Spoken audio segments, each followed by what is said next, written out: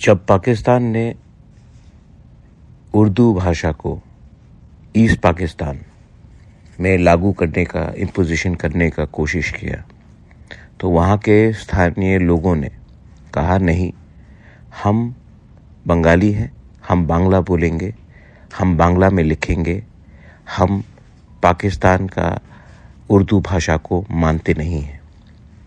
पाकिस्तान ने तभी भी ईस्ट पाकिस्तान के ऊपर उर्दू भाषा को लगाने का कोशिश किया, इम्पोज करने का कोशिश किया।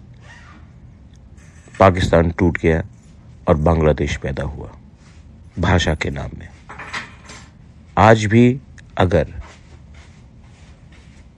हमारे तिपरासा लैंग्वेज में कोई भी हो, तिपरासा लैंग्वेज को अगर हमारी मर्जी के खिलाफ आप लोग इम्पोज करोगे, तो इतिहास गवाह है कि जब जब भाषा को दबाने की कोशिश किया गया, जब जब हमारे ऊपर हमारा अधिकार छीनकर किसी और भाषा को हमारे ऊपर थोपने की कोशिश की गई, तब तब देश टूटा है। और जो लोग पावर में हैं उनको समझना चाहिए कि भाषा एक बहुत सेंसिटिव मैटर होता है और हमें अपना लैंग्वेज, अपना स्क्रिप्ट डिसाइड करने का अधिकार है।